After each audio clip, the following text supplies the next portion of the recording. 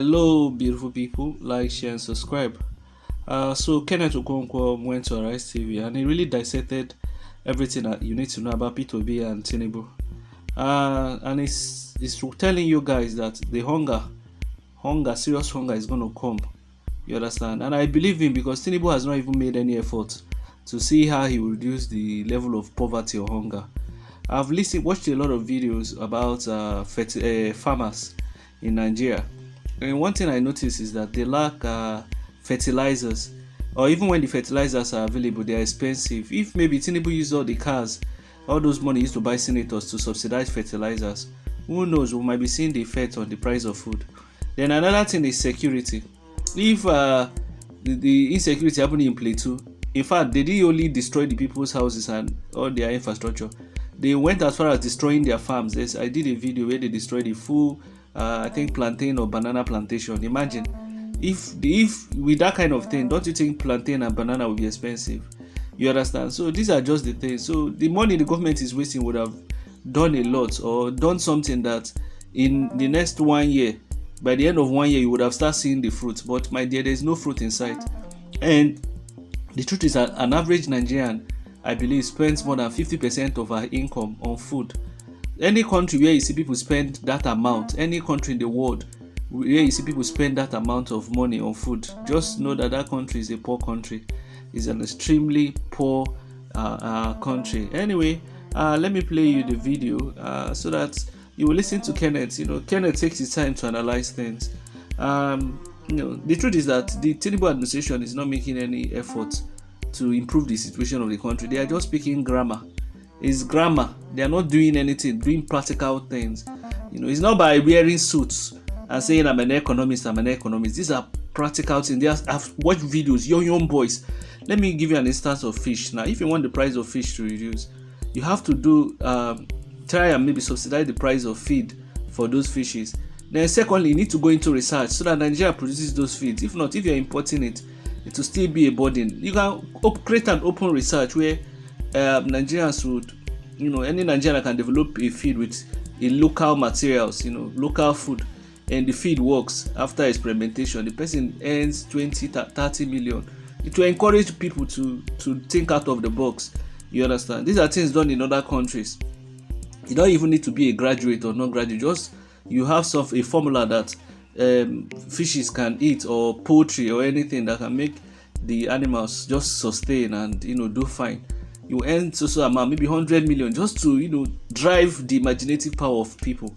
But it doesn't seem like the government is doing anything about it. Let me play the video, and let me know your thoughts in the comment section. I will do a video. I don't like Tinubu, and Tinubu is not my president, but I will do a video very soon. I've done it for P2B, but this time around I will do a detailed video on Tinubu. It's not by people wearing suit and saying the economy. There are practical ways you can revive an economy. Yes, it might not get 100%, but people will see it and appreciate it.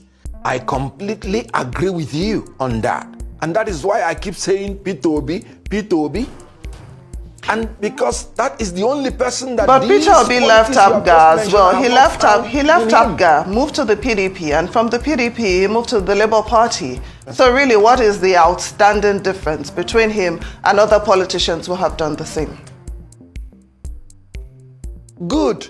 Because moving from one party to the other is not what makes you to lack competence, character, or capacity.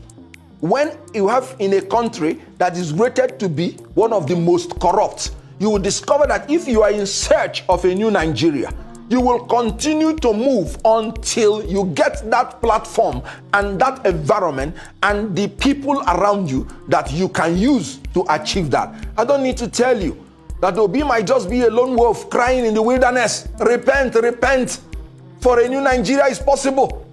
That is why you see him making those moves. It is not because he wants power or money. He has told you he is not desperate about being Nigerian president. And he has shown it even when INEC did all the abracadabra. You know what Obi say? Calm down. We wouldn't need to destroy the nation. We will get it at the right time. So he is moving because he's searching for the particular environment and platform where the people that he's going to lead will accept this new Nigeria, where men should not just that they shouldn't be corrupt, but they should be incorruptible. You can't get that in the traditional platform that is existing in Nigeria now. You cannot get it in PDP. You cannot get it in APC. I dare anybody that wants to confront what I'm saying. So I agree with you. The elected class now, even some from Labour Party, have not impressed me. They've not impressed Nigerians. But P2B has impressed me because I was inside the political room and I knew how he was carrying his life. And I knew that he meant it when he said, I would rather do the right thing and lose than doing the wrong thing and winning. So I agree with you.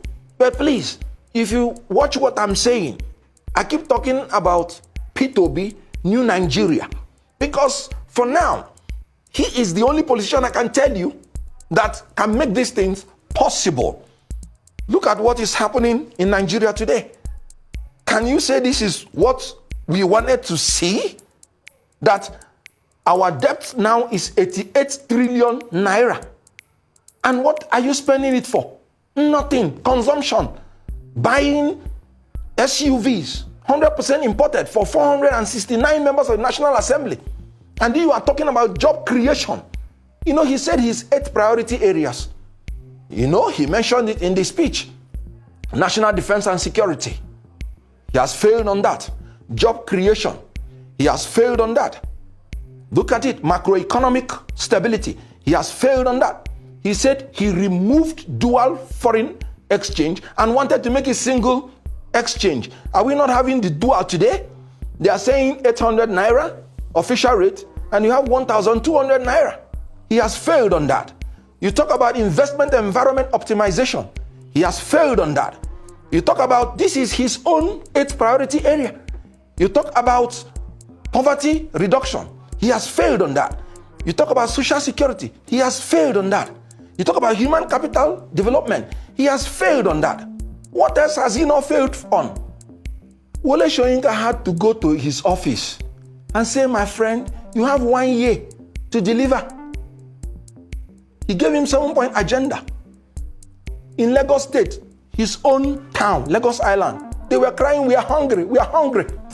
So with profound respect, he has failed in the 8th priority area. 77 months of democracy is approaching 20% of your time. Well, but some people would say degree. that 7 months, is a little bit too short for you to judge if he has failed or not. Don't you think we have been a bit too hasty in judging him so harshly? You know, there's a proverb in my place that if you want to know how the thing of a big lady is, if you see the thing of a little lady, you will know. So, if you want to know how the 4 years will be, you start from 7 months. In these 7 months, how has he worked hard to cut wastage? I just told you about 40 billion naira is going to go into consumption that will add no productivity to Nigeria. I just told you a man who said he wants to revamp the economy, revitalize the industrial sector, and yet you're buying 469 imported SUVs when you have products that are assembled in Nigeria that you could have bought to improve the productive capacity of these firms. So what else is he going to do differently? He has borrowed about 15.8 billion naira, $billion. When is he going to pay all this?